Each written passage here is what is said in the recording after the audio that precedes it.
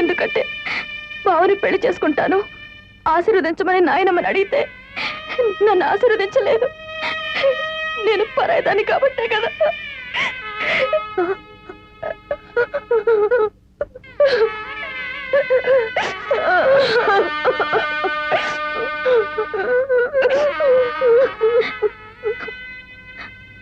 ఇన్నాళ్ళు నన్ను కన్న తల్లిలాగా పెంచినందుకు నీ రుణం ఎలా తీర్చుకోవాలో నాకు తెలియడం లేదప్పా.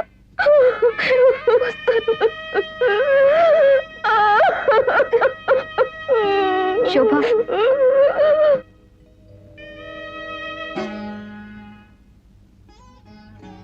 ఏమిటా నిర్ణయం?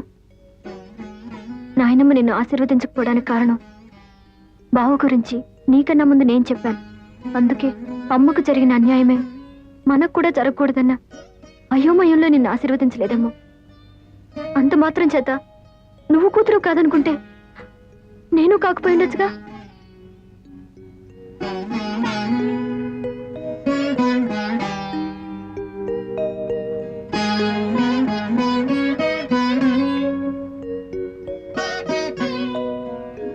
పంతొమ్మిది సంవత్సరాలు నువ్వు పంచి ఇచ్చిన మమకారం మర్చిపోయి 9 నెలలు ఎవరు నీ గర్భంలో పెరగలేదో తెలుసుకోవడానికి ఇన్నేళ్ల తర్వాత నా గడప తొక్కేవా తల్లి? అయినా పసిగుడ్డుగా ఉన్నప్పుడే నీ పక్కలో ఒక పిల్లని పడుకోబెట్టాను. వాళ్ళల్లో ఎవరు నాకు మాత్రం ఏం తెలుసు?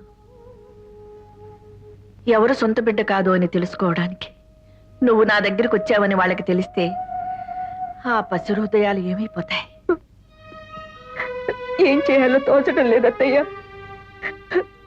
మిమ్మల్ని కష్టపెట్టిన పాపం తన్నిలా ఏడిపిస్తుందేమో.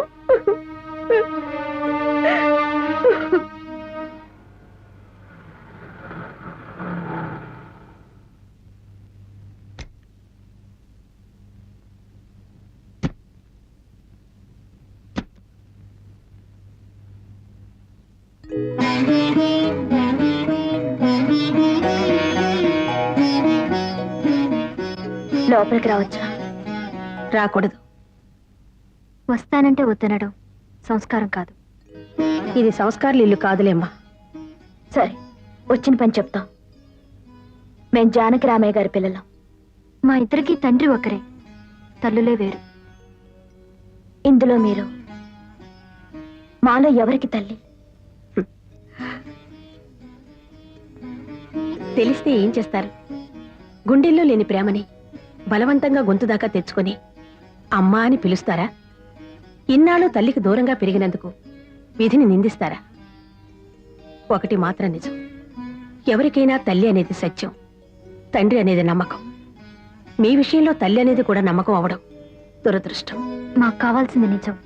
ఆ నిజం నాకు తెలియదు, తెలిసినా చెప్పను. ఎందుకంటే అమ్మ అనే పదానికి అనంతమైన అర్థాలున్నాయి. ఆకలేసినప్పుడు పాలు పట్టేది అమ్మ, ఏడుపు వచ్చినప్పుడు కన్నీరు తుడిచేది అమ్మ, భయం వేసినప్పుడు ధైర్యం చెప్పేది, జబ్బు చేసినప్పుడు విలువెల్లాడిపోయేది అమ్మ. నేను మీలో ఒకరికి రక్తం పంచానేమో, కానీ ఆ తల్లి జీవితాన్ని పంచింది. కేవలం 9 నెలలు కడుపులో మోసిన నేరానికి 19 ఏళ్లు పెంచిన తల్లిని గుండెల మీద తన్ని రావడం మాతృద్రోహం. వెళ్ళండమ్మా, ఆ మహాతల్లి మీ తల్లి. వెళ్ళండి. నాకు అదృష్టం లేదు.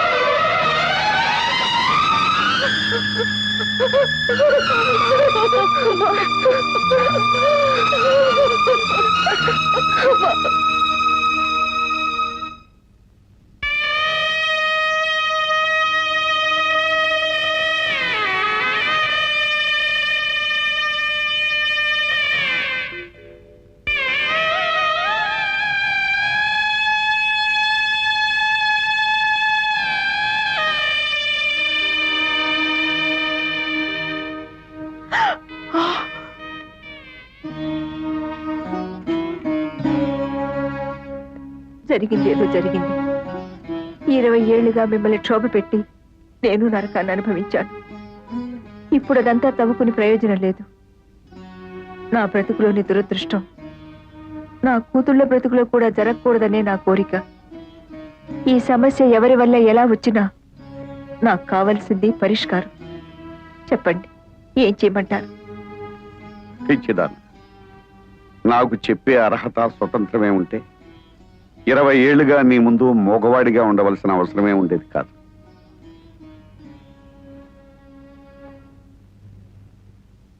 అత్తయ్య, మీరైనా చెప్పండి, నన్నేం చేయమంటారు? బ్రతుకు చివరిలో ఉన్నదాన్ని నాకేం తెలుస్తుందమ్మా? బ్రతుకు మొదట్లో అడుగు పెట్టబోతున్న వాళ్ళని అడుగు. భగవంతుడా, నాకు పిచ్చెక్కిపోతుంది. నేనేటో తెలుసుకోలేకపోతున్నాను. అమ్మ శోభ, మీరేం పసిపిల్లలు కారు. ఈ సమస్య కొని తెచ్చుకుంది మీరు. దీనికి పరిష్కారం కూడా మీరే తెలుసుకోండి.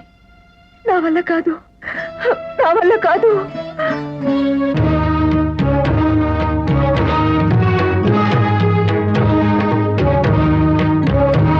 ఏంటి బావ ఆలోచిస్తున్నా? ఇందులో సమస్య ఉంది.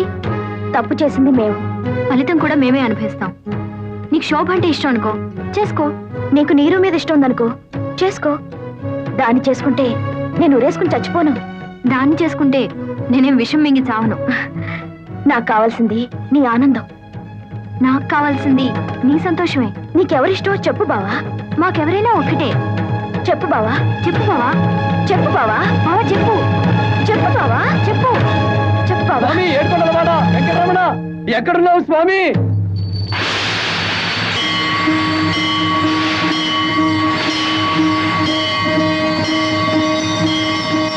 స్వామి వెంకటేశ్వర, నాకు దారి చూపించు స్వామి.